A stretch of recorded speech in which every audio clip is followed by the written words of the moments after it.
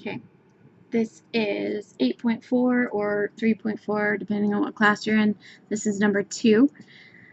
So if I have this series and I want to find the sum of what it's given me, I need a couple things. I need my first term, which in this case is 2. I'm also going to need that for over here. I need, let's use a different color, my ratio,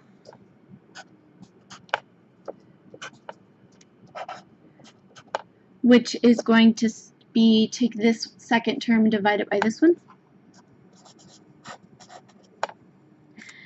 And then we also need an n value.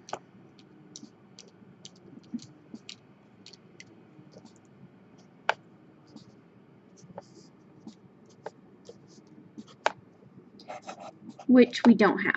So we're going to have to kind of figure that out. And that's why we have this over here.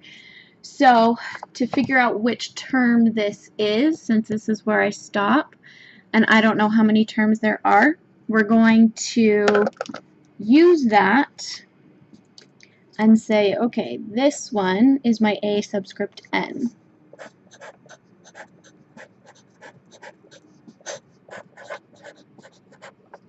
And that's going to equal my first term times my ratio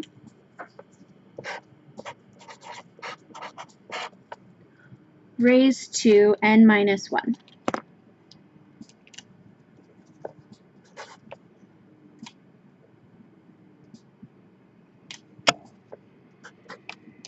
Okay. Then I'm going to figure out n, because now that's my only variable. So I'm going to divide by 2, or I want you viewing it as multiplying by 1/2, because we're working with fractions, it's easier to view it that way. That reduces. And then on this side I get negative 177,147 over 2048 equals negative 3/2 n minus 1. Now, there are a couple approaches that you could do here.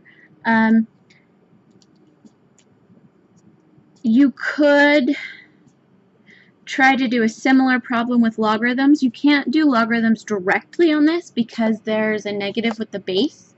But if you wanted to kind of sidestep and say, well, let's pretend like there's not negatives there.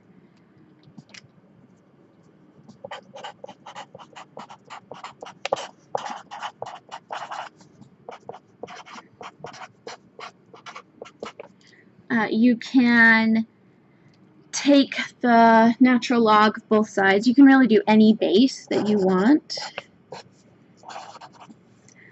which means that I'm going to have this.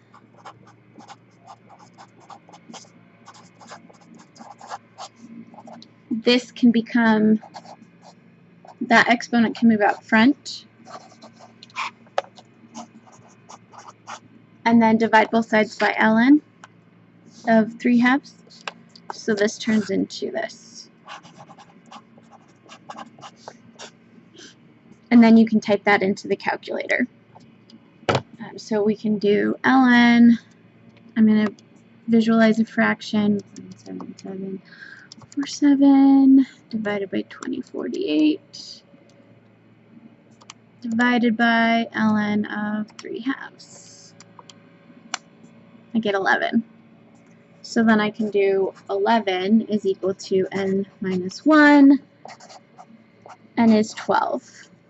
So you can set something up like that to kind of help you, or you can just try to figure out a way to rewrite this as negative 3/2 to some power. So if I take 2, of course they're doing the long right now.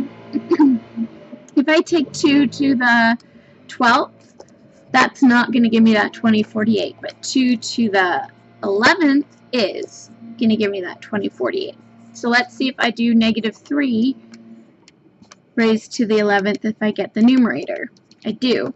So I can rewrite this as the 11th,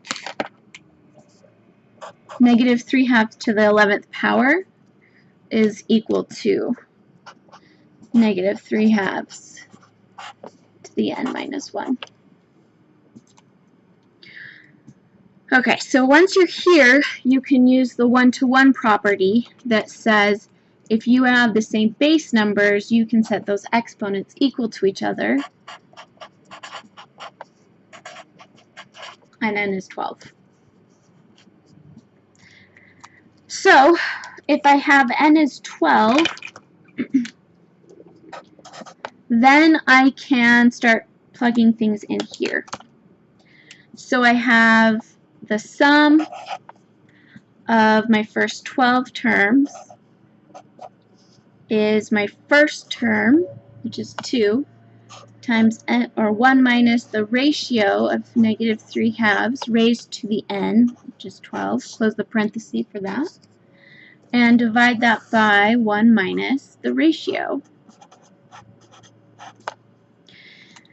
Now, because there's a bunch of fractions going on, I kind of want to keep fractions going here.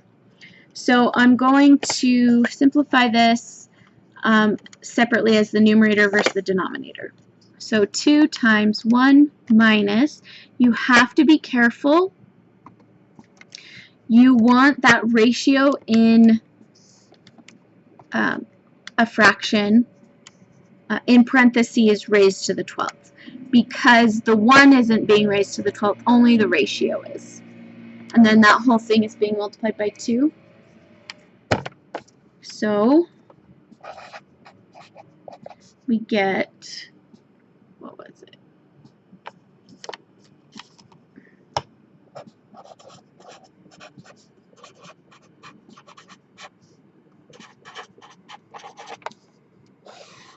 Okay, and then we have 1 minus negative 3/2, which is really going to be 1 plus 3/2.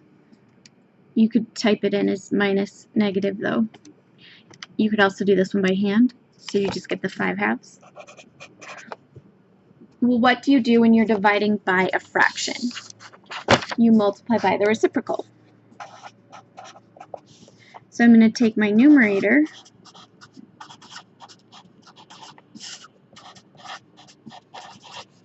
and multiply that by the reciprocal here.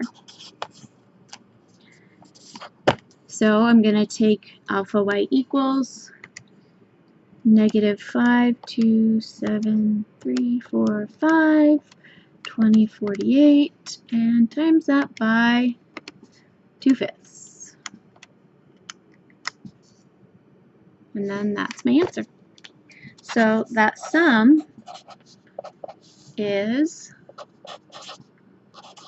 negative 105,469 divided by 1024. Hope that helps.